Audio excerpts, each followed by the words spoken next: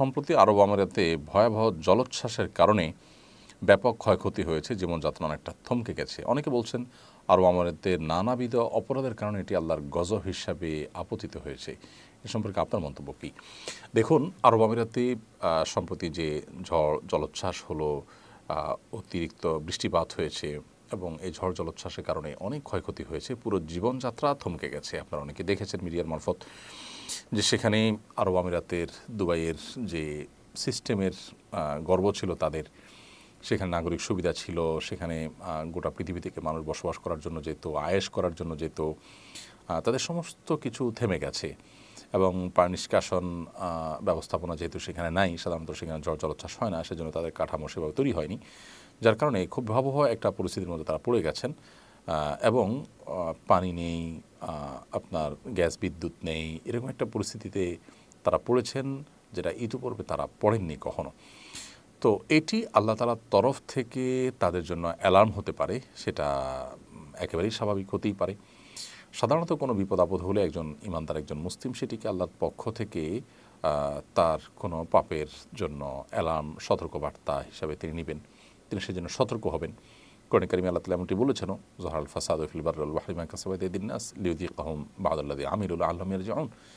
স্থলে জলে যে সমস্ত ব্যত্যয়, ফাসাদ, সমস্যা তৈরি হয়, এগুলো মানুষের হাতের কামাইয়ের কারণে হয়ে থাকে, যাতে করে মানুষ ফিরে আসতে পারে, সংশোধন হতে পারে, সে সুযোগ আল্লাহ তাআলা তাদেরকে দেন, অ্যালার্ম দিয়ে থাকেন। তো এটি সতর্কবার্তা হতে পারে তাদের জন্য।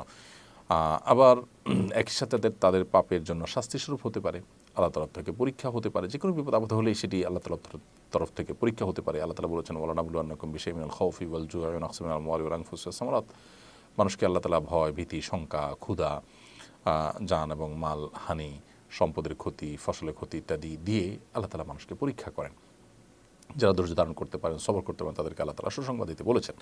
তো এটি পরীক্ষা যেমন হতে পারে, সতর্কবার্তা হতে পারে, পাপের প্রায়শ্চিত্ত হতে পারে।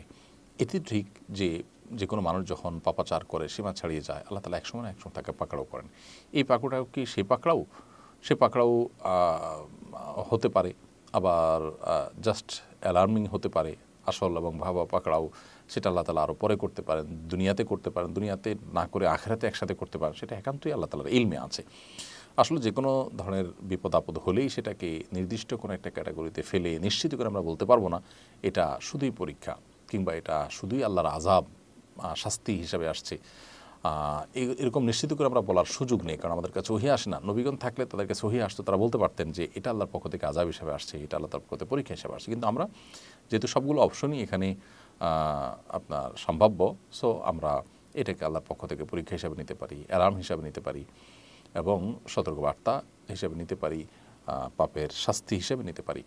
তিনটা সম্ভাবনাই কিন্তু এখানে থাকে, যার কারণে আল্লাহ তাআলার কাছে আমরা ইস্তেগফার করব। সেখানে যারা অবস্থান করছেন তারা ইস্তেগফার করবেন, আমরা যারা আছি তারা মজা না নিয়ে আমরা আল্লাহর কাছে ইস্তেগফার করব। আল্লাহ আমাদের সবাইকে যেন ক্ষমা করেন। সন্দেহ নাই যে সেখানে নানা রকম পাপাচার হচ্ছে, ভয়াবহ একটা অবস্থা তৈরি হয়েছে। একটা মুসলিম প্রধান দেশে এ ধরনের কর্মকাণ্ড সত্যি বেদনাদায়ক, সত্যি সেটা আমাদের জন্য দুর্ভাগ্যজনক।